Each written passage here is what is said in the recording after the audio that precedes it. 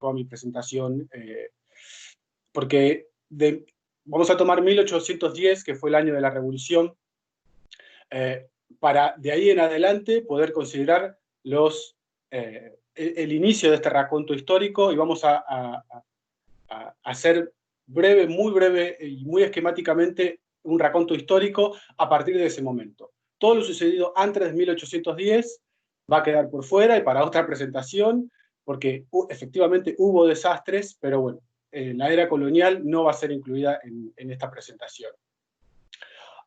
Antes de entrar a ello, voy a repasar dos aspectos muy rápidamente de la administración política argentina y de su exposición a riesgos. Vamos a la otra slide. El primer aspecto de Argentina es el federalismo. Si bien en la presentación voy a mencionar reforma de Estado y procesos políticos complejos, no voy a profundizar en ellos, pero al menos es inevitable adentrar en este primer aspecto, que es el federalismo.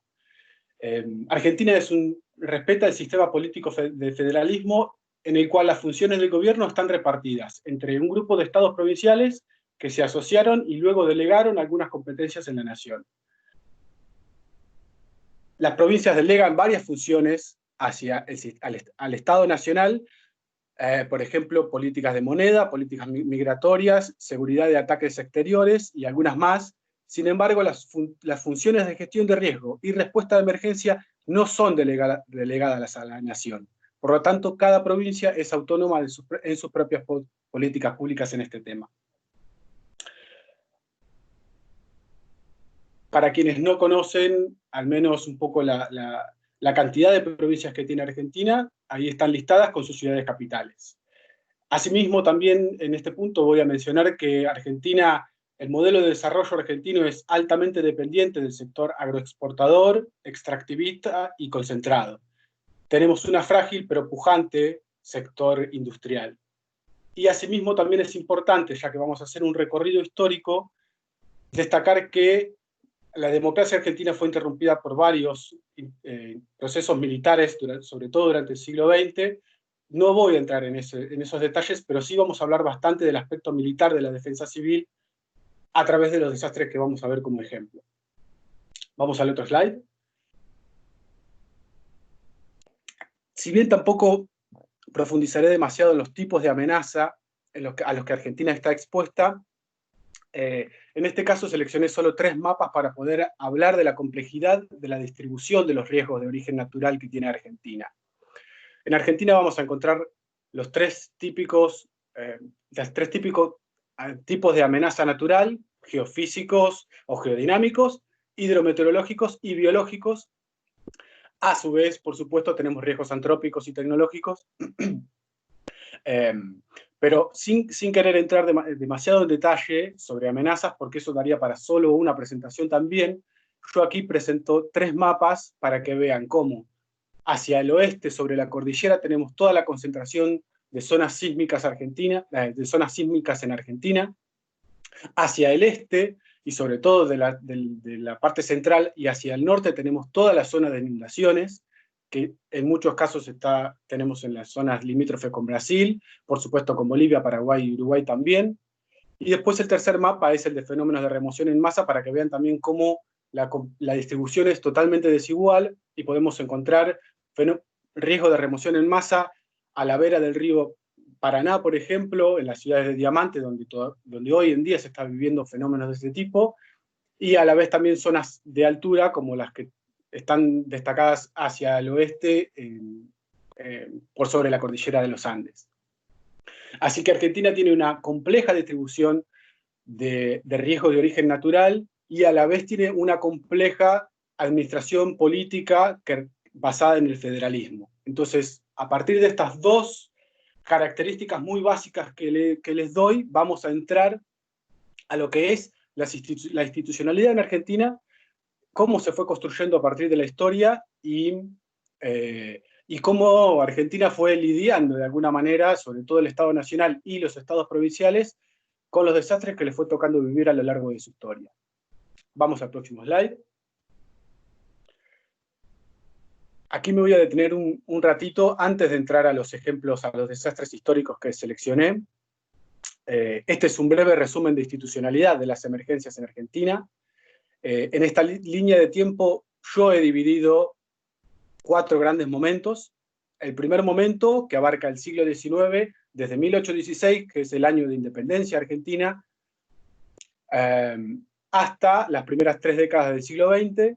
Este primer periodo está marcado por la ausencia de instituciones públicas oficiales para manejar riesgos y responder a emergencias. Asimismo, tampoco tenemos ningún tipo de ley. Sin embargo, a mí me pareció importante destacar que la Cruz Roja Argentina fue fundada en 1880. En este periodo donde el Estado Nacional, si bien Argentina tuvo la conformación de la Constitución Nacional, fue tardía del siglo XIX,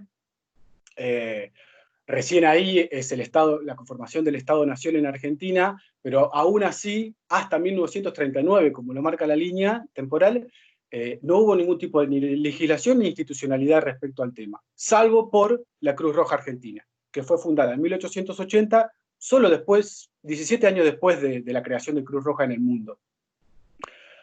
No voy a entrar en el rol de la sociedad civil en temas de riesgo de desastre, es un tema muy importante, pero es muy largo, así que al menos quería destacar que en este primer periodo de ausencia de legislación oficial, al menos Cruz Roja se anticipó al Estado en Argentina y fue una organización que participó en la gran mayoría de las emergencias y desastres y sigue participando hoy en día. El segundo momento, que está marcado, el segundo momento a partir de 1939, está marcado un poco por el contexto internacional.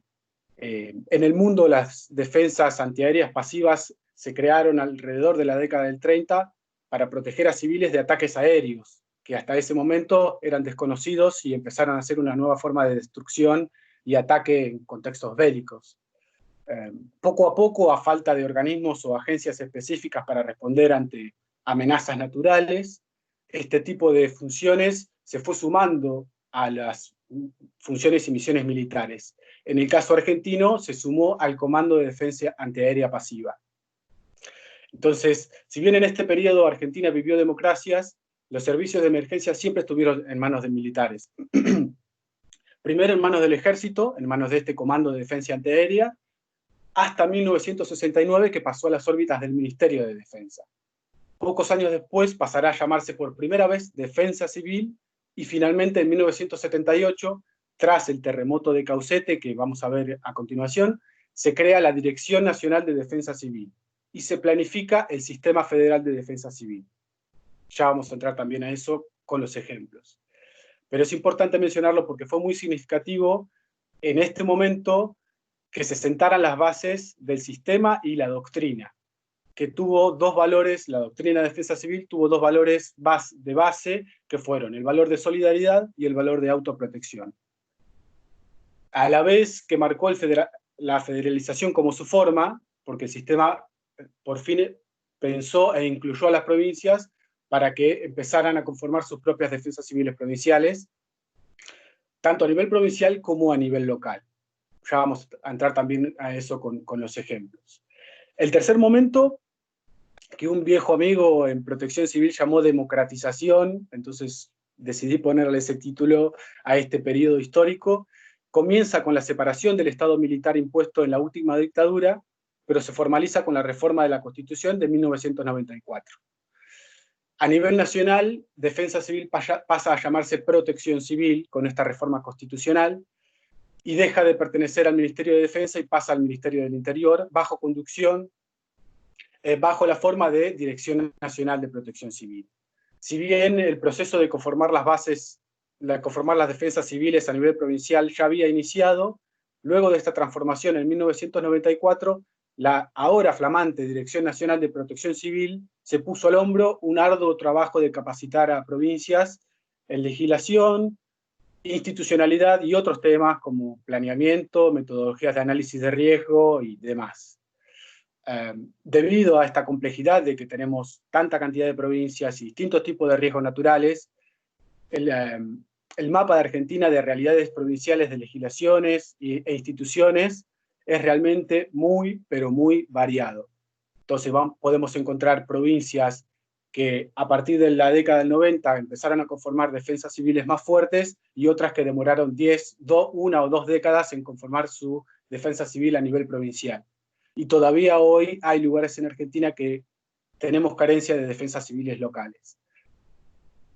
Aquí puedo hacer una pequeña distinción respecto a que, si bien históricamente, y la teoría también lo dice, la defensa civil tiene una identidad propia y depende de cada idiosincrasia de cada país, muchas veces está asociada al enfoque militar.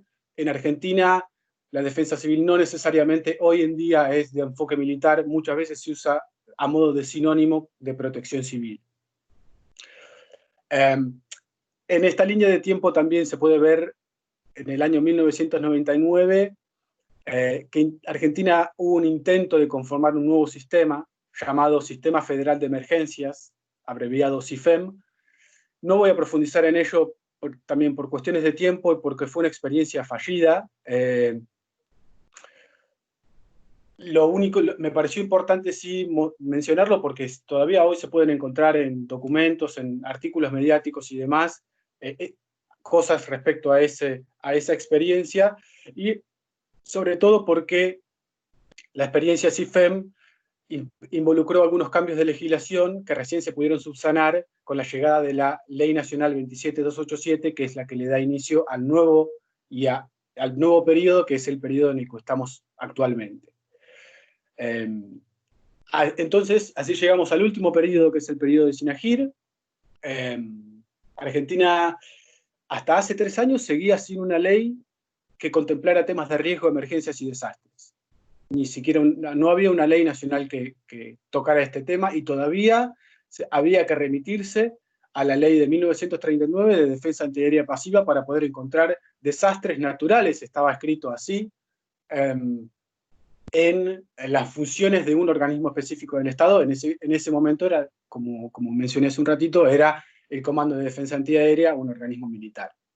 Así que finalmente en el 2017 llega la ley. Este periodo lo vamos a describir al final de la presentación, pero al menos es importante que aquí queda la línea de tiempo para decir, bueno, en el 2017, por unanimidad en el Congreso Nacional se aprueba esta ley, y entramos en el quiebre institucional. Por fin la gran demanda histórica de tener una ley se cumple, y dejo para el final de la presentación la descripción del sistema actual. Vamos a volver ahora al siglo XIX para comenzar con un repaso de desastres históricos e hitos de la ciencia y la política, para así llegar nuevamente a la actualidad. Así que ahora sí, pasemos al otro slide, Miguel. Respecto a este primer periodo donde no había institucionalidad y legislación, seleccioné 2 grandes desastres de la historia. El primero es este que ven ustedes en esta ilustración, se llamó la Gran Seca. Fueron 3 años, los cuales un tipo de desastre lento y extensivo, como una sequía, realmente modificó, de alguna manera, modificó el desarrollo de en ese momento la incipiente, todavía no era una república, era una confederación de provincias, pero modificó el desarrollo de esa confederación respecto al altísimo impacto que tuvo en términos productivos. Elegí este desastre porque las sequías son uno de estos desastres extensivos más pasados por alto, también porque este evento podríamos considerar que es el inicio de los estudios científicos sobre desastres, a partir del estudio de Charles Darwin, que estaba en ese momento en Argentina. Luego volvió a Gran Bretaña y publicó un estudio que se llamó El Gran Seco, y describe perfectamente la situación y sus impresiones personales de lo que vio en Argentina en ese momento. Bueno, y también elegí este desastre porque me gusta contar la anécdota de que Rosas, que era en ese momento la figura presidencial, Argentina no era un Estado-nación, como les dije, Rosas era un hombre de campo, criado y vivía, era un chacarero, y ante el duro golpe de la sequía, la vasta extinción de Argentina en ese momento, todavía no se habían conquistado, ni se había realizado mucho de los genocidios a las poblaciones originarias. Entonces Argentina era solo un fragmento de lo que es hoy, en términos de territorio. pero Rosas en ese momento tenía mucha necesidad de obtener información, entonces recurrió a su cuñado, que era un científico también, llamado Enrique Hudson, y entre ambos armaron un método inusual para obtener información sobre el desastre, y decidieron enviar a grupos de campesinos a caballo por todas las zonas del país, quienes luego enviaban cartas a Buenos Aires con datos e información, y ellos podían empezar al menos a mapear a qué nivel de extensión tenía la sequía en el territorio pampeano productivo de Argentina.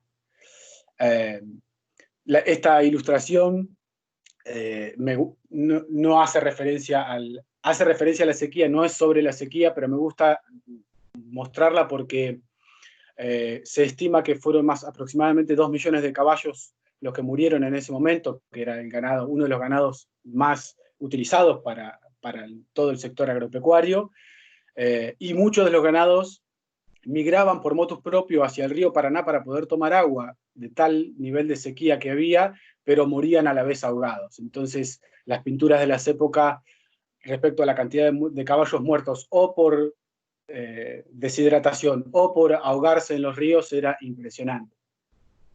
Vamos a ver el otro slide con el siguiente desastre, que es el que yo creo que es, como desastre premoderno, es acaso el más impactante y definitivamente el que más se asemeja al escenario que vivimos hoy en día, con esta fiebre amarilla dejó... se pudo ver que la cantidad de víctimas, que fue estimada alrededor de 14.000, se estima también que la mitad de esos 14.000 fallecidos fueron niños. Me gusta mostrar este desastre porque, similarmente a lo ocurrido con los estudios sobre el cólera aquí en Londres, el famoso estudio que realizó John Snow, las causas de este desastre fueron las condiciones de vulnerabilidad extremas en las cuales vivía la población de la ciudad de Buenos Aires, la capital federal, nada más y nada menos, la capital federal del país. Hacinamiento, falta de agua, falta de acceso al agua potable y escasez de sistemas de salud fueron los que terminaron por implosionar esta fiebre amarilla y dejó lo que se estima que fue aproximadamente un cuarto de muertes en lo que sería un cuarto de la ciudad, de habitantes de la ciudad de Buenos Aires. También este desastre dejó su marca en la historia de la ciencia y sus aportes al entendimiento de riesgos. En primer lugar, el presidente de aquellos años, Juan Domingo Faustino Sarmiento, un presidente muy impactante que tuvo Argentina, él mismo debió ser evacuado desde Buenos Aires a la ciudad de Luján, pero respecto a la historia de la ciencia, Sarmiento crea luego, al año siguiente, luego la fiebre amarilla, luego del año de la fiebre amarilla, crea la Oficina Meteorológica Nacional en 1872, lo que es la raíz del Servicio Meteorológico Nacional del día de hoy. Y además, en segundo lugar, la fiebre amarilla también marcó los inicios de Florentino Ameghino en la ciencia. Florentino Ameghino luego escribirá un hermoso y muy famoso libro para los que estudiamos este tema en Argentina, que se llama Las secas e inundaciones en la provincia de Buenos Aires, y de alguna manera es una lectura obligatoria para todo el que quiera entender los procesos de sequía, de inundación e incluso de incendio en la provincia de Buenos Aires. Vamos a la siguiente slide y vamos a cambiar de momento histórico. Ya vamos a dar un salto temporal y vamos a entrar a los años de la defensa civil. Ya pasamos 1939, como vimos en la línea temporal. Ya tenemos al Comando de Defensa Antiaérea con algunas funciones de respuesta a emergencias provocadas por amenazas naturales. Y nos encontramos con uno de los desastres más icónicos de la historia argentina, el terremoto de San Juan en 1944. El terremoto fue de 7.4 en la escala de Richter, tuvo una profundidad de 17 kilómetros, y en la escala de Mercalli fue de grado 9. se contaron alrededor de 10.000 muertos por este terremoto. Es impactante en términos políticos debido a que marcó el inicio del peronismo. Sin dudas, el movimiento político más importante de la historia moderna argentina. Hay un libro que también es muy recomendable, un libro por un historiador inglés que se llama Mark Healy, y el libro se llama Los inicios del peronismo. Están en las referencias al final de la presentación, así que no hace falta anotar nada, pero este libro retrata a la perfección cómo el terremoto le permitió a Perón entender el poder de las políticas sociales y los derechos civiles y además llevarlos a la práctica, porque Perón en ese momento, a mí se me va a escapar ahora qué cargo tenía exactamente, no era presidente todavía, pero si no me equivoco era secretario de Desarrollo Social. Lo importante es que tuvo altísima implicación, vinculación respecto a las políticas de rehabilitación y reconstrucción de San Juan después del terremoto. De hecho, hay un proyecto que se llamó San Juan Ciudad Modelo, creado por Perón o por el equipo de Perón, y fue un proyecto totalmente disruptivo y adelantado a su época.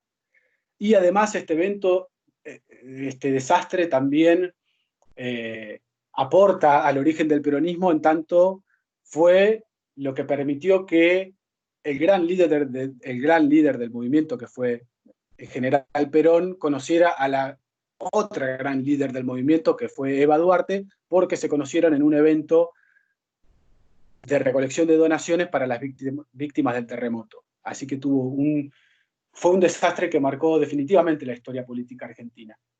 Y además es un hito en la historia de la ciencia argentina, porque este terremoto también provoca el nacimiento de la primera mesa científico de ciencia y de gestión de ciencias físicas para la prevención de sismos. Es un hito histórico para las ciencias geológicas aplicadas. Esa mesa de ciencias físicas para la prevención de sismos sentó las bases para la creación del Instituto Nacional de Prevención Sísmica, que es es el organismo hoy en Argentina respecto a todo lo que tenga que ver con información sobre sismos. La creación del INPRES llegaría con el próximo desastre, que es también otro terremoto en el siglo XX, así que vamos al próximo slide, Miguel.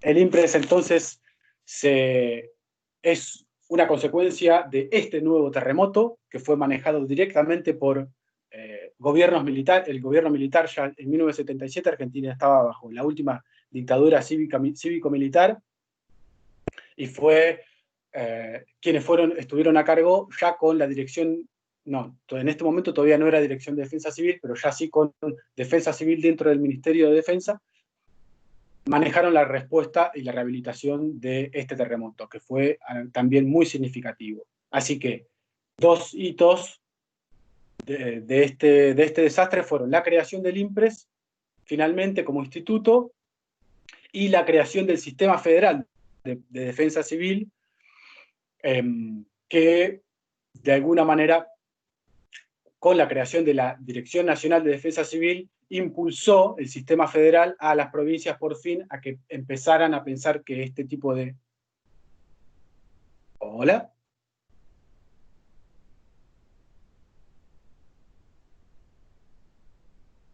¿Hola, hola? Hola Martín, escuchamos. Sí. Perdón, no, dejé de ver la presentación en el celular, pensé que se había cortado. Bueno, veo que estoy un poquito pasado de tiempo, así que vamos a pasar al próximo slide.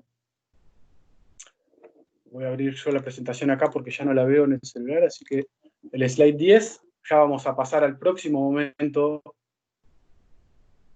al próximo ciclo histórico, digamos, que es el de democratización. Ya tenemos a la protección civil.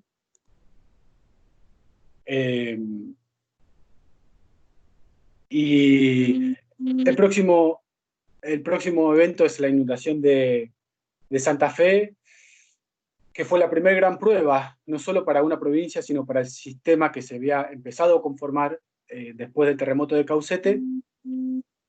Y como prueba, sí, Miguel, creo que la presentación no se ve, pero bueno, yo sigo así, no demoramos más porque ya empecé tarde, así que Total, la presentación va a quedar a disposición después para que la distribuyan.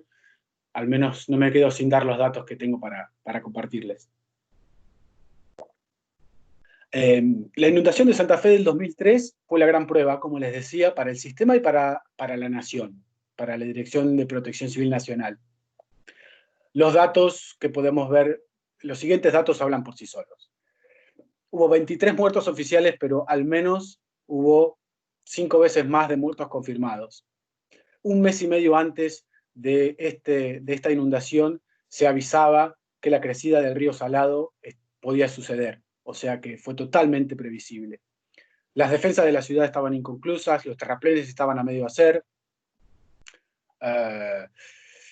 los sectores más bajos de la ciudad, que son justamente los más pobres, acumularon hasta 4 metros de altura de agua. Así que la prueba, el sistema no superó ningún tipo de prueba, quedó en evidencia que había mucho para mejorar. Así que, Miguel, estamos en el slide siguiente de la inundación de Santa Fe. Perfecto.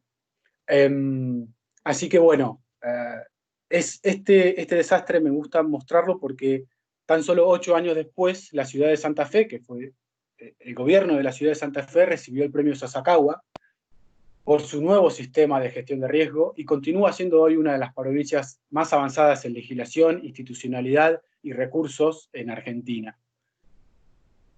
Así que la ciudad de Santa Fe, y no solo la ciudad, también la provincia, tuvo un alto nivel de aprendizaje de este desastre. Vamos al slide 11, al volcán. Al volcán voy a mencionar simplemente, lo incluí para que veamos también la complejidad y la variedad de tipos de origen natural. Este volcán, incluso tal vez hasta lo recuerden, porque las plumas de ceniza fueron muy grandes, como se puede ver un poco ahí en esa imagen de Modis. Fueron muy significativas, así que volveme al volcán, Miguel. Simplemente quiero marcar que este año, el 2012, para cuando el volcán dejó de estar en actividad, el sistema científico-tecnológico argentino comenzó a formarse para poder aportar no solo estudios, sino también trabajos concretos a reducción de riesgo de desastre. Eso lo vamos a ver al final de la presentación. Vamos al próximo desastre, que es la inundación de La Plata. Tal vez algunos la recuerden, fue muy impactante, una inundación urbana repentina que se llevó muchas muertes y tuvo un altísimo impacto político que no fue visible. Sin embargo, le permitió, o sea, hasta ese momento Protección Civil estaba en manos del Ministerio del Interior. Luego de este desastre pasaría a estar en la órbita del Ministerio de Seguridad y pasaría a tener la jerarquía de subsecretaría. Así que hasta aquí llego a la línea temporal de eventos. Ahora vamos a entrar un poquito más. Antes de entrar al sistema actual, vamos a hacer 2 repasos más de resúmenes de lo que fueron la historia de desastres en Argentina. Pasemos al próximo slide, Miguel. Este slide es una recopilación que armé para visualizar muy rápidamente años de afectación por exceso y por déficits hídricos desde que se tiene registro. En América del Sur, tal como lo sabrán colegas de Brasil, Paraguay, Uruguay y Bolivia, tenemos un alto impacto de fenómenos del Niño y de la Niña. Entonces, este cuadro al menos deja ver la distribución de riesgos intensivos, más relacionados a inundaciones, y riesgos extensivos de desarrollo lento, impacto a largo plazo, como son las sequías. Vamos a pasar al slide 14, que también es un resumen de episodios históricos. Decidí incluir algunos más que son icónicos de alguna manera. El tornado de Santa Fe es icónico porque fue el que trajo a Tetsuya Fujita de visita a Argentina, porque fue el primer tornado F5 que se dio en algún lugar del mundo que no sea Estados Unidos. Luego la inundación de Pecuén también es muy simbólica porque es muy impactante en términos visuales. Les recomiendo que pongan inundación de Pecuén en Google y vean las fotos de lo que de lo que quedaron de ruinas en el medio de las salitres de esa inundación. Además fue un desastre de urbanización y turismo descontrolado, así que pueden verlo por ustedes mismos. La oleada de 300 tornados lo incluí por lo inusual de este tipo de eventos meteorológicos, y los incendios forestales son los únicos que identifiqué, porque esta temporada de 2016-2017 fue la de mayor registro de la historia, y realmente también tuvo un altísimo impacto en términos productivos, sobre todo. Vamos al próximo slide y vamos ahora sí a la actualidad, que es con lo que voy a cerrar. Aquí vemos simplemente un pequeño resumen de los últimos años y cómo Argentina se ha relacionado con los marcos internacionales de acción a los cuales se ha adherido, sea tanto Hyogo como Sendai, como el Acuerdo de París. En este slide podemos también ver algunos de los resúmenes de hitos de cómo se llega hasta lo que es la creación del Sistema Nacional para la Gestión Integral de Riesgo y la Protección Civil, el SINAGIR, que es el que actualmente tenemos en Argentina. Y vamos al próximo slide, Miguel, así me desarrollo un poquito más.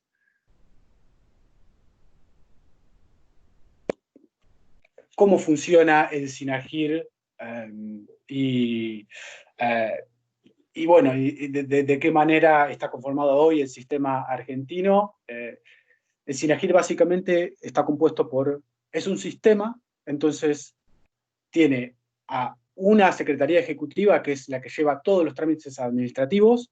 En el 2017, luego de la reglamentación de la ley 27287, la secretaría ejecutiva fue asignada a la Secretaría de Protección Civil, pero la autoridad de aplicación quedó en manos de la Jefatura de Gabinete de Ministros. Yo creo que ha sido una buena decisión, porque los temas de riesgo de desastre, como ya estamos viendo, si necesitan una mirada superior a un solo ministerio y deben ser comandados por las distintas carteras de un Estado nacional. A su vez, el SINAGIR está compuesto por el Consejo Nacional, con todos los organismos miembros que forman parte del Estado Nacional exclusivamente, y el Consejo Federal, que está conformado por todos los organismos de defensa civil, protección civil o gestión de riesgo a nivel provincial.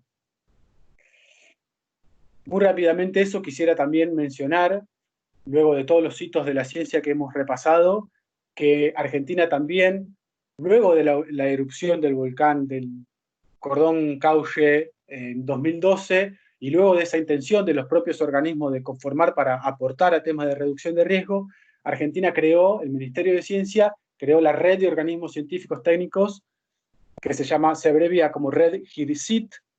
Ahí yo puse algunos de los logos, pero estos no son todos, son como el núcleo más duro de los miembros que participan, pero hay incluso más. Y hoy en día es una red activa.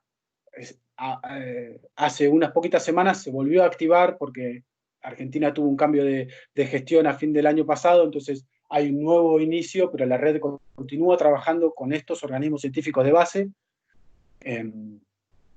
Así que bueno, también es algo para investigar. Yo creo que esta red tiene muchísimo potencial y es una innovación, no solo a nivel América Latina, sino a veces también lo pienso a nivel internacional. Así que vale la pena también destacar eso respecto a la situación actual de la ciencia para reducción de riesgo en Argentina.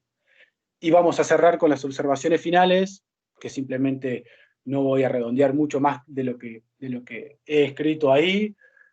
No hay una relación directa respecto a desastres y cambios institucionales. En algunos casos se puede ver, pero esa relación es muy esporádica y no es lineal.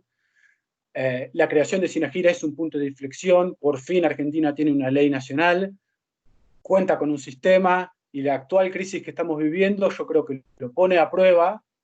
El tema es que el SINAGIR tiene muy pocos años, apenas 3 años de creación, y la verdad es que esta crisis ha desbordado no solo a Argentina, sino creo que a todos los países del mundo. Entonces está por verse cuál va a ser la manera que SINAGIR va a poder trabajar con COVID, sea hoy en respuesta o rehabilitación y reconstrucción el día de mañana. sin dudas es una oportunidad para que el enfoque de reducción de riesgo sea política de Estado en Argentina y a la vez el mayor desafío es que cada provincia pueda tener su propia ley y sus propias instituciones de gestión de riesgo en Argentina, pese a la alta demanda de recursos humanos y materiales que hay. Con eso más o menos voy a redondear. Les dejo materiales de interés para que puedan buscarlo. La mayoría están disponibles online. Y bueno, nada, les dejo mi contacto también. Miguel, Víctor, no sé si tenemos tiempo para hacer algunas preguntas y si no, también voy a estar disponible para ustedes para responder a distancia. Muchas gracias por escuchar. Muchas gracias por la presentación, Martín. Veo que hay un par de preguntas en el chat. Víctor va a hacerlas. Igual, se vocês quiserem fazer alguma pergunta em português, podem fazer a pergunta em português e a gente traduz para o Martín. Tudo bem? Sí. Muchas gracias, Martín, por la presentación, por la charla, muy interesante. Tenemos muchas cosas semejantes en Brasil. Hay mucho por hacer estos tipos de análisis comparativo. Bueno, una primera pregunta es de Lucia. Lucia escribe, si en hecho de pasar de una institución militar a una institución civil llevó a ajustes en la prevención de los desastres. ¿Y cómo contabilizaron las pérdidas? Si existía una metodología para ellos en los ejemplos que nos mostró. A ver, respecto a la segunda parte de la pregunta, lamentablemente no hay una metodología. Muchas veces esa responsabilidad queda en el Poder Judicial, de contabilizar los muertos, y el Poder Judicial, hasta donde yo tengo entendido, no tiene mecanismos específicos para casos de desastre. Vamos a ver si COVID de alguna manera transforma o produce algún tipo de herramienta para poder empezar a tener una metodología, pero hasta el momento, de los casos, por ejemplo, que yo he trabajado en terreno de desastres, casos de, por ejemplo, el alud del 2014 en la ciudad de Siján, en Catamarca, en ese caso había un fiscal en el sitio de desastre que llevaba el listado de muertos y esa era información extra, era una información oficial, entonces lo manejaba el Poder Judicial. Lamentablemente ha sido siempre un tema muy delicado y muy manejado políticamente por los distintos gobiernos, el tema de la cantidad de muertos, así que no, es otra de las grandes falencias o carencias que tiene el sistema argentino, sí. Y la primera parte de la pregunta, ¿me la repetís, Víctor? Sí. En la pasaje de una institución militar para una institución civil, ¿llevó algún tipo de ajustes en la prevención de desastres? ¿Cambios en este proceso? Yo creo que no hubo cambios repentinos. A lo largo del tiempo sí se vieron, por ejemplo, metodologías de análisis de riesgos. Cuando estaba en manos militares se hablaba de hipótesis de riesgo y todo giraba alrededor de ese concepto.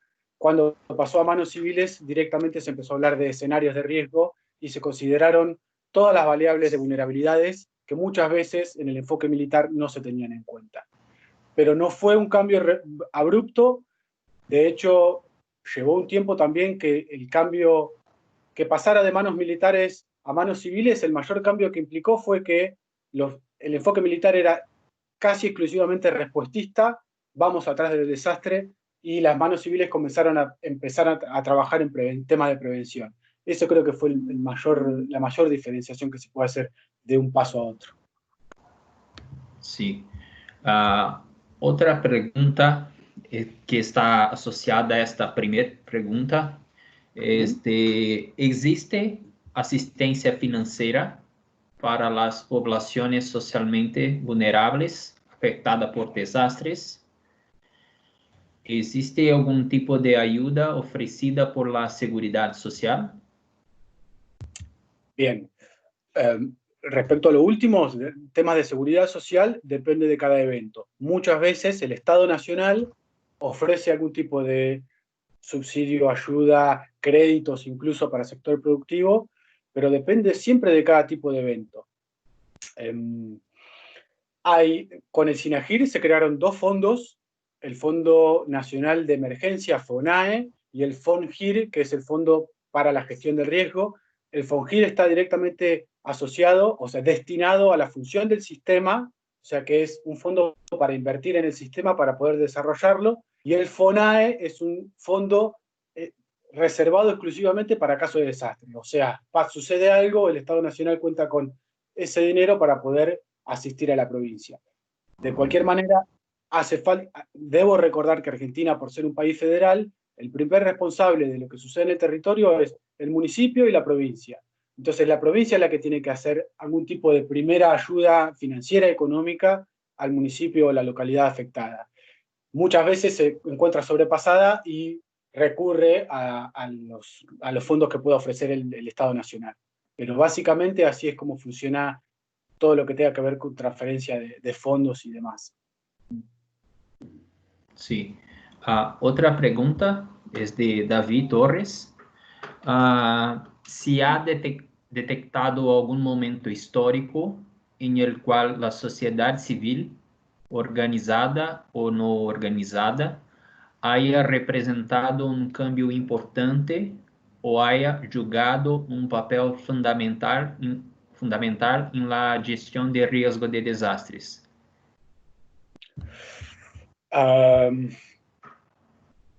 Yo creo que todos los desastres que hemos visto en esta presentación, sobre todo los desastres modernos, a partir del 1944 hasta la inundación de La Plata, todos tuvieron un altísimo nivel de participación social.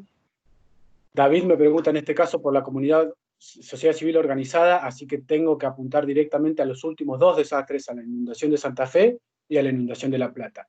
Puntualmente, la inundación de La Plata pueden ver en la presentación que puse, a ver si recuerdo, sí, puse ahí familias de víctimas de la inundación. Esa es una de las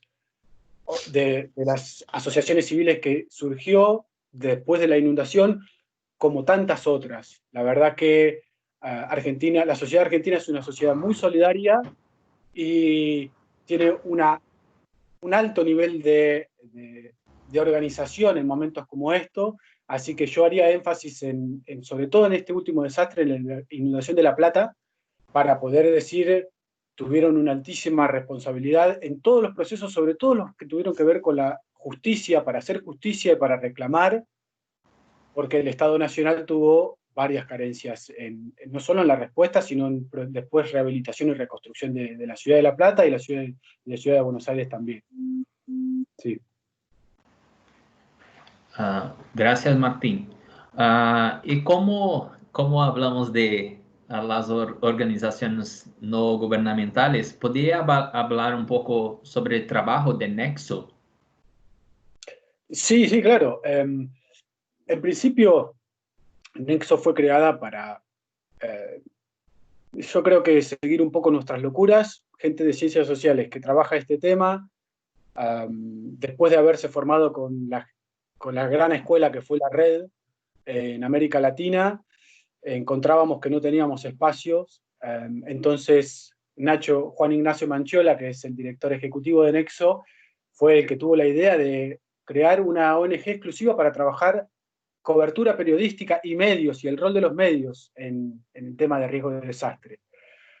Luego nos conocimos, nos hicimos amigos y yo abrí todo otro mundo con temas de percepción, pero nos dimos cuenta que percepción y comunicación van de la mano en riesgos.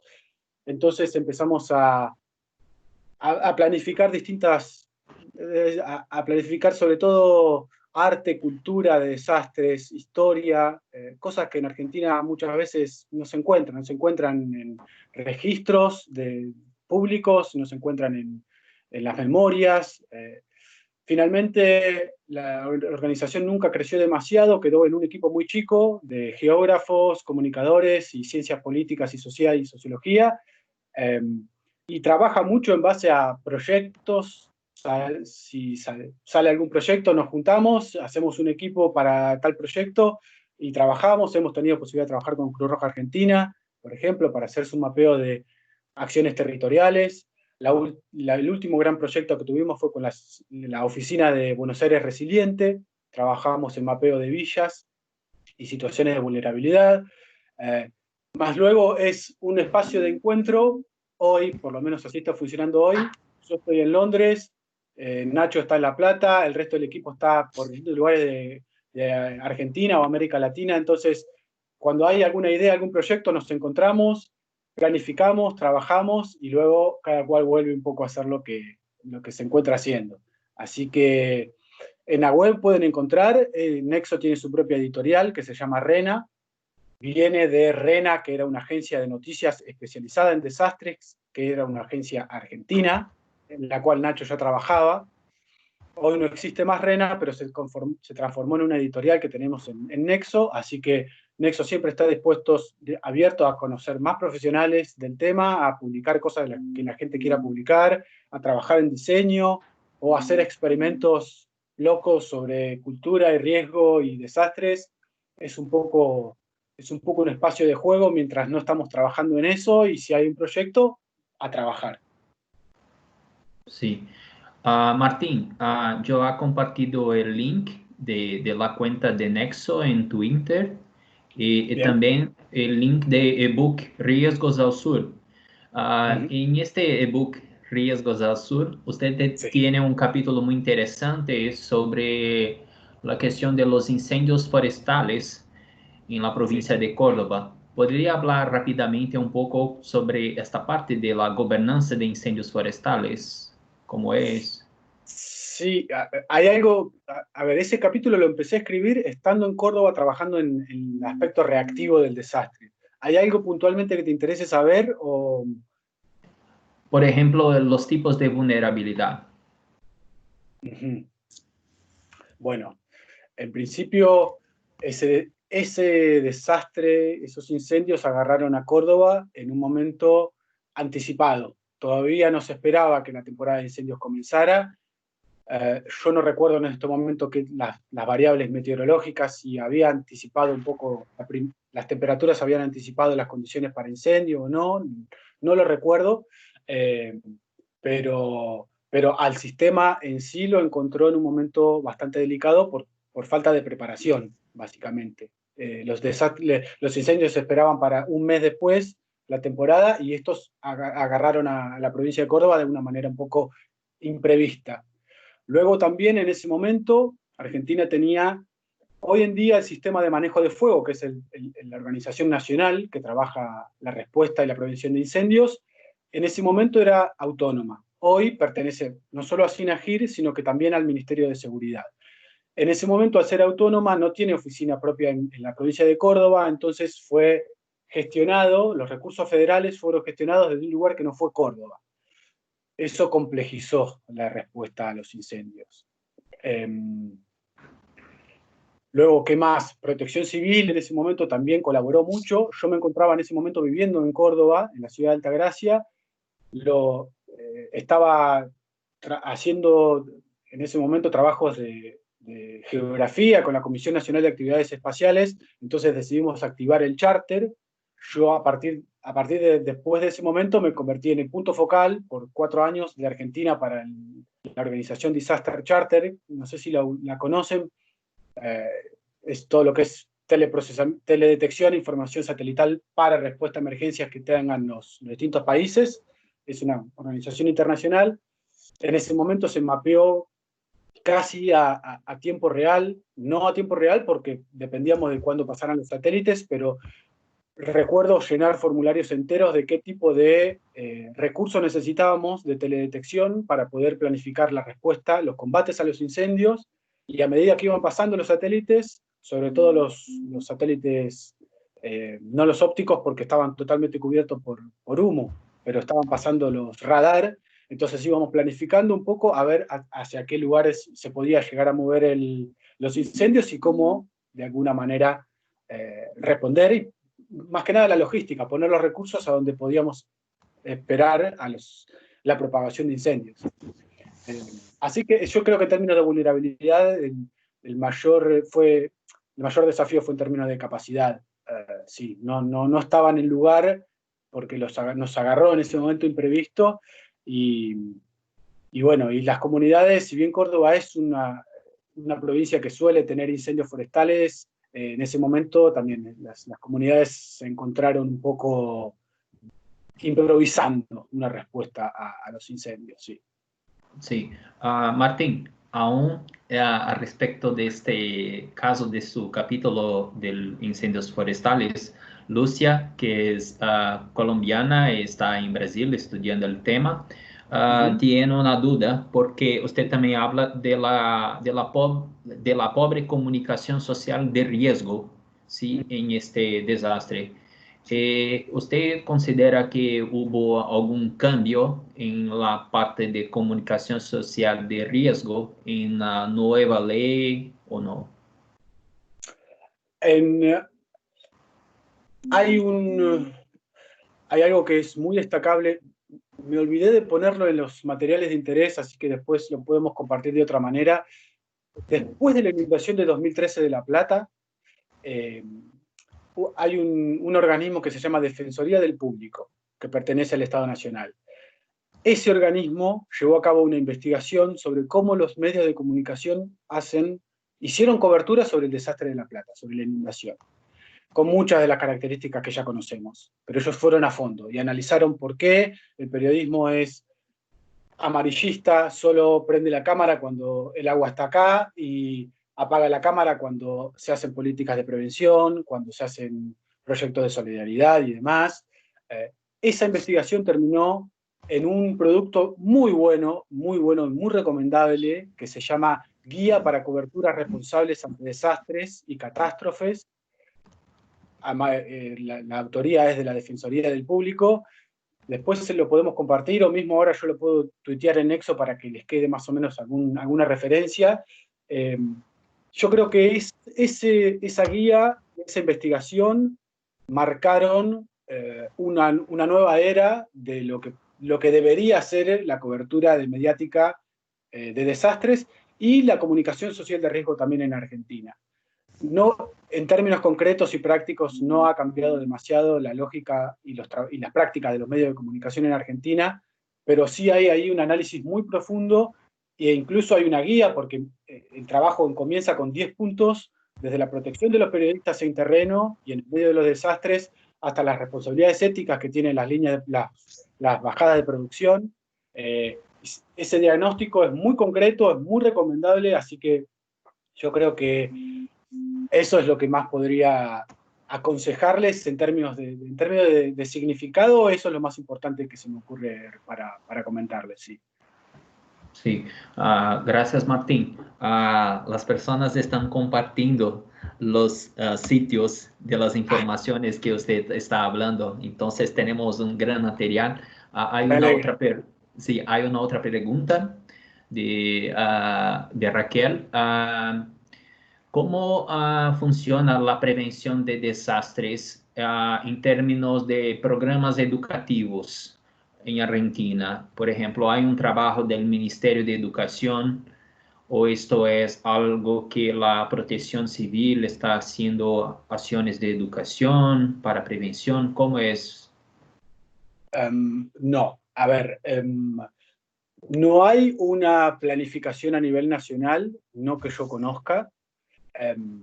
A medida que, a mediados de la década del 90, cuando pasó de llamarse Defensa Civil a Protección Civil y quedó a manos civiles, una de las cosas que hizo el Estado Nacional fue bajar a las provincias con este esquema de capacitaciones sobre legislación, para que cada provincia hiciera su ley. Entre otras cosas, había también materiales de capacitación para educar sobre distintos tipos de amenazas naturales.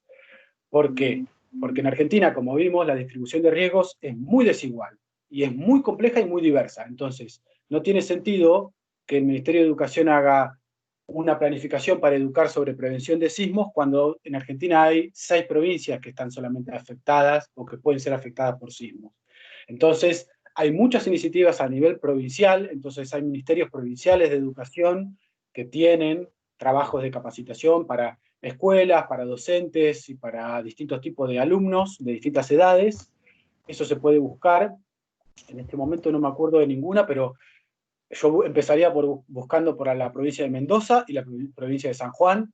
Esas 2 provincias deben tener seguro sus ministerios de educación.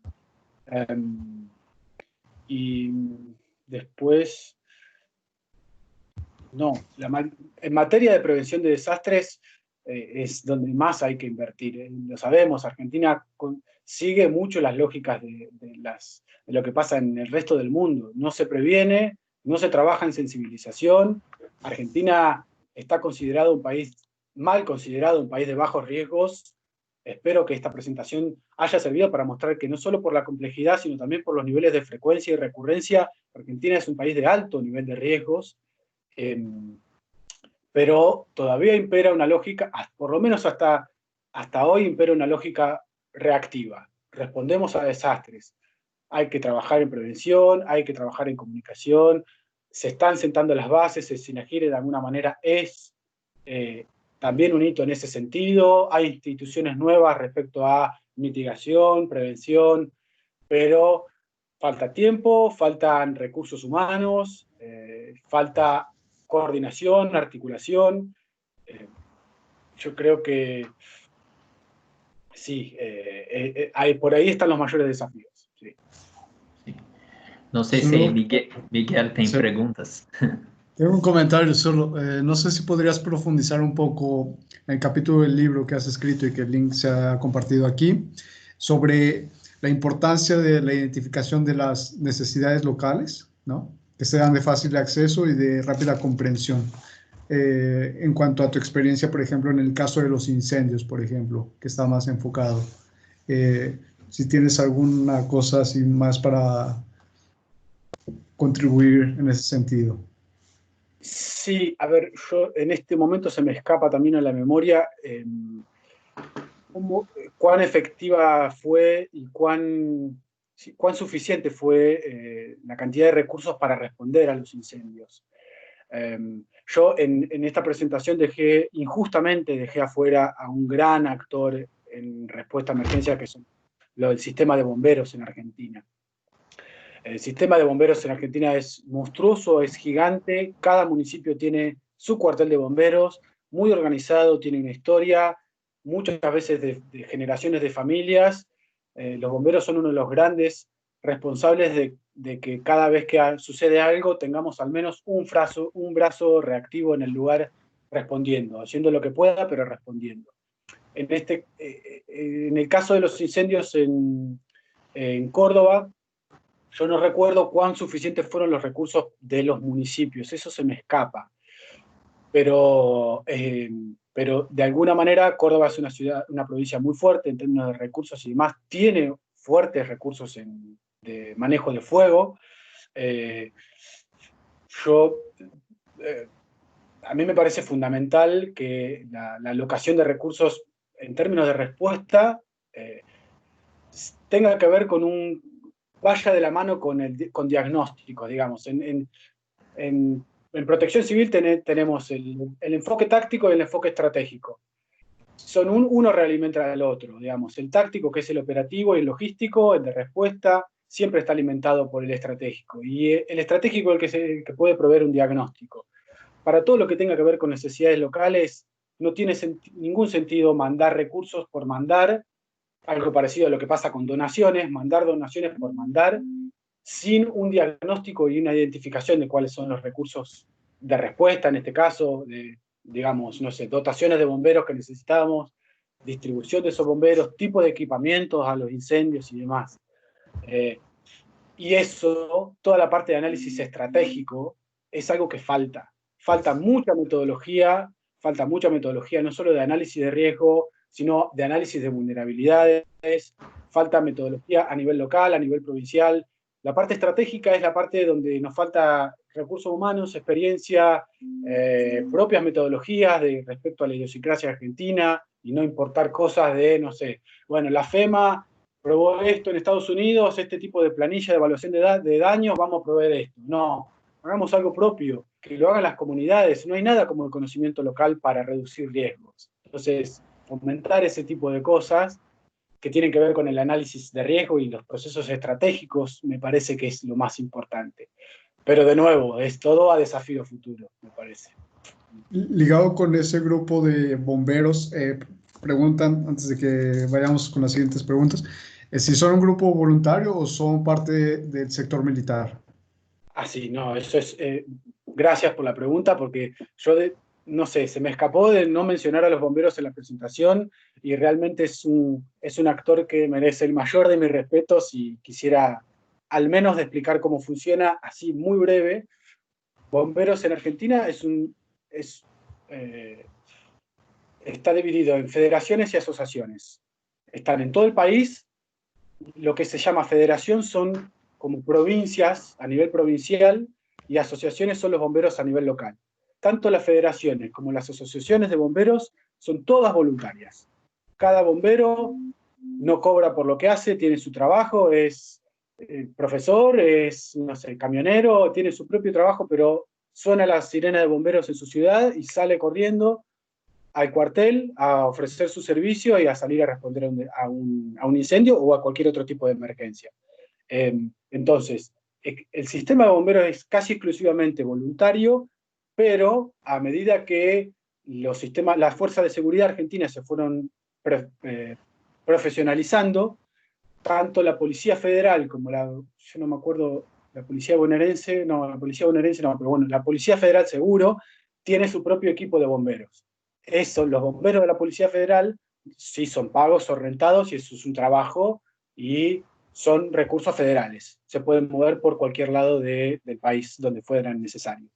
A su vez también existen las brigadas de respuestistas de incendios forestales y rurales que dependen, que están también distribuidas en distintos lugares del país. Algunas dependen del sistema de manejo de fuego, otras tienen relación con las federaciones. Cada federación, que son estas provincias, de niveles provinciales de cuarteles sería, o de organización, tiene su propio equipo de personal y material de lo que serían equipos de bomberos para manejo de incendios forestales y rurales. Así que sí, el grandísimo porcentaje son voluntarios y hay una pequeña porción que son los bomberos de la fuerza de seguridad que son rentados, pero los demás son todos voluntarios. Sí, tenemos varias preguntas, Martín. Ahora no vamos a conseguir responder todas, pero voy a leer para usted. Bien. Y también, si posible, puede responder. Una está en ¿cuál es la percepción de la población argentina sobre las instituciones de protección civil? Qué buena pregunta. Porque yo sé, o por lo menos tengo bastante claro que defensa civil en otros países de América Latina, o protección civil mismo, tiene una fuerte identidad, tiene sistemas de voluntarios, cosa que en Argentina no existe, o al menos son organismos muy visibles para la sociedad civil de otros países de América Latina. En Argentina no sucede así.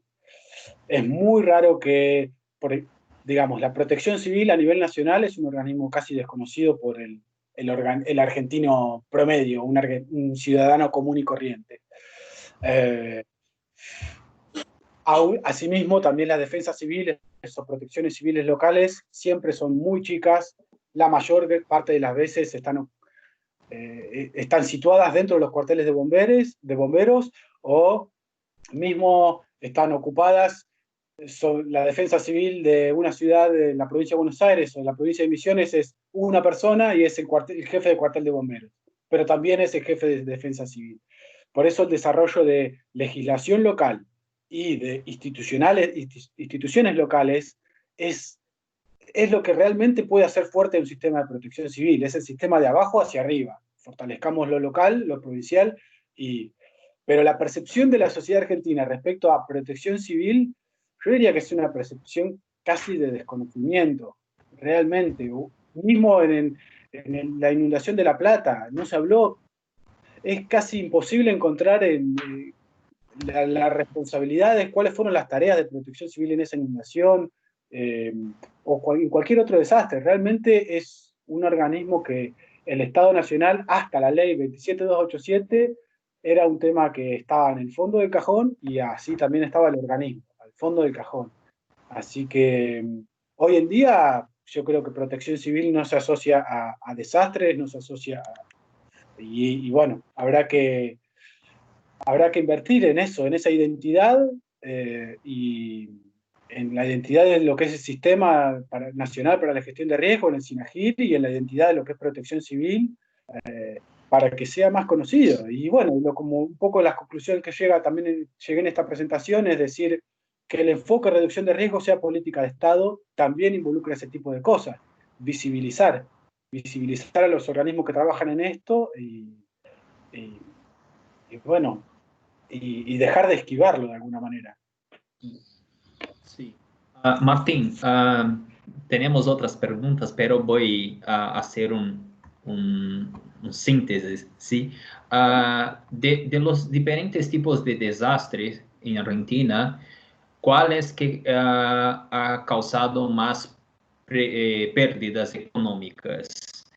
Y una otra, si usted tiene una idea del total de inversión de recursos para la reducción de riesgo de desastres en relación al Producto Interno Bruto de Argentina. Ok, vamos a la primera pregunta respecto a pérdidas económicas. Ahí vamos a encontrar una relación directa con la pregunta de pérdidas de vidas, si había una metodología y cómo se contabilizaban las muertes. Así como respondí que no hay una metodología para pérdidas de vidas humanas, tampoco hay una metodología concreta para pérdidas económicas. Si bien Argentina se mantiene dentro de algunos lineamientos propuestos por grupos de expertos de desastres del Banco Mundial, del BID y demás, eso es muy variable a cada uno de los desastres, a qué es lo que se esté enfrentando. En principio, yo destacaría las últimas sequías, fueron altísimas en términos de pérdida, que fueron las sequías de 2017-2018. De hecho, bueno, vamos a encontrar, ya pasando a temas de percepción y ideología de desastres, se puede encontrar al presidente Macri en ese momento, presidente, hablando de que la sequía fue la gran responsable de que Argentina no tuviera alto desarrollo, tuviera más inflación, incluso hasta que después tuviera que ir a pedir un brutal préstamo al Fondo Monetario Internacional. Pero más allá de ese discurso político de justificación, las sequías fueron muy significativas, fueron severas, pero de nuevo, va a ser muy difícil realmente encontrar un dato claro de cuántas fueron las pérdidas, y ni hablar en términos sectoriales. Si uno quisiera saber en términos de los distintos sectores agropecuarios, por ejemplo, y va a ser muy difícil. En ese sentido, el Instituto Nacional de Tecnología Agropecuaria, el INTA, hace muy buenos informes, tiene muy buenos sistemas de monitoreo. Yo creo que los mejores, el mayor organismo científico argentino hoy, de términos de desarrollo, es el Servicio Meteorológico Nacional, pero más allá de eso, en términos aplicados y sobre todo en términos de pérdidas, el INTA, el Instituto Nacional de Tecnología Agropecuaria, puede ofrecer la mejor metodología hoy con la que cuenta Argentina. Dentro de lo poco que hay, creo que está ahí. Así que sí, marcaría como el último gran desastre en términos de impacto fueron esas sequías, sin duda. Y luego, la inundación de La Plata, no hay un conocimiento claro de cuáles fueron las pérdidas económicas concretas y cuánto se dedicó a la reconstrucción, tampoco, no hay informes claves. Cada cambio de gestión en Argentina hace las cosas muy difíciles, sobre todo lo que sea datos e información, y ni hablar de desastres, ni hablar. Y la otra pregunta era, no, en términos en relación con el Producto Bruto Interno, no lo sé, no sé cuánto se puede hablar de que Argentina invierta en temas de RRD, pero en relación al PBI debe ser el 0,000 algo. Es muy poco, es realmente muy poco. Incluso hoy termina siendo poco, estos dos fondos que mencioné hace un ratito, el FONAE y el FONGIR, terminan siendo dos migajas para lo que realmente se necesita, no solo para responder, que es el FONAE, sino también para invertir hacia adentro del sistema como el FONGIR. Son apenas unos millones de pesos que no hacen ninguna diferencia. Así que bueno, ahí hay ahí tenemos, como he hablado mucho, tenemos muchos desafíos a futuro. Bueno, sin duda uno de los que implicaría que RRD sea una política de Estado en Argentina sea no solo la visibilización, sino poner los recursos que hacen falta, realmente, sí. Perfecto. Muchas gracias, Martín, por su tiempo y disponibilidad, por la excelente charla. No sé si Miguel tiene más alguna pregunta o si puede hacer los informes de las próximas charlas. Sí, bueno, primero que nada, muchas gracias, Martín, por aceptar esta invitación. Muchas gracias a los participantes. Aunque hayamos tenido nuestros problemas técnicos, bueno, creo que fue eh, fluyó muy bien la presentación y bueno, pues la gente se está adaptando también, ¿no?, a este tipo de plataformas en medida de generar nuevas redes en Latinoamérica, en realidad, que ya sea en portugués o en español, que el idioma no sea una limitación.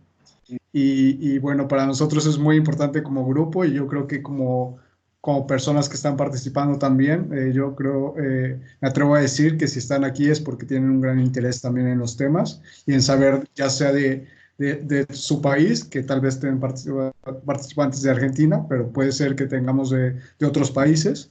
Y es como bastante interesante escuchar esa cuestión más de cerca desde una persona que está más involucrada en la gestión de riesgo de desastres en su propio país y que, bueno, en tu caso se está especializando en otro lugar, pero pretende regresar a Argentina y que eso es sumamente importante también. Entonces, pues de mi parte, solo resta más que agradecer y agradecer a los participantes también.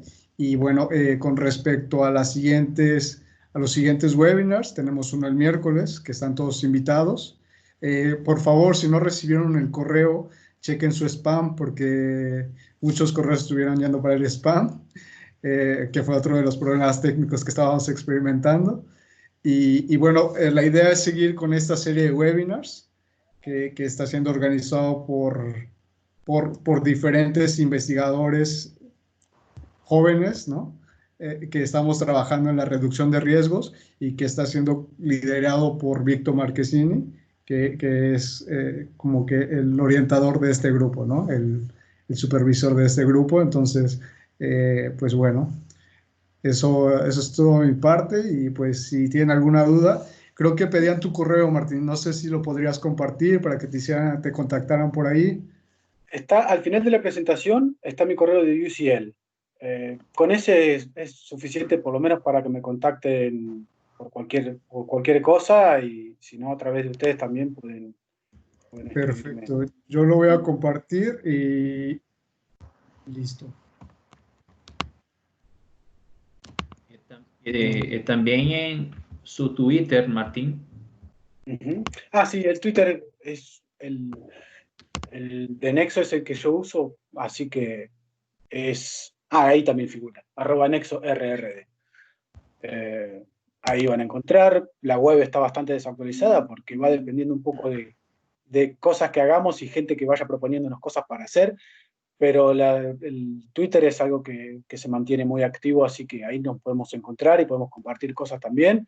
Y bueno, aprovecho también para agradecerles de nuevo la invitación. Soy un apasionado del tema. Me vine hasta Londres para poder seguir abriendo puertas para América Latina, para poder formar gente, llevar gente para allá también. Sé que tenemos grandísimos desafíos y qué mejor que poder enfrentarlos como a nivel regional. La verdad que me parece muy importante eso. Víctor, te felicito, lo felicito al grupo y a Víctor puntualmente por esta iniciativa de tomarlo. Hablemos de políticas públicas a nivel regional, América Latina. Creo que si algo nos dejó la red de estudios de desastres, la famosa red, fue eso, fue que pensando entre todos y colectivamente vamos a ser más fuertes y tenemos muchas más chances de, para el caso de Argentina, satisfacer todos estos desafíos a futuro que yo mencioné. Así que enhorabuena, cuentan conmigo para lo que necesiten y bueno, muchas gracias por escucharme. Muchas gracias, Martín. Podemos poner su presentación en YouTube también con algunas informaciones para las personas consultar en sus publicaciones. ¿Podremos? Sí, sí, Víctor, sí, adelante. Sí. Sí, muchas gracias.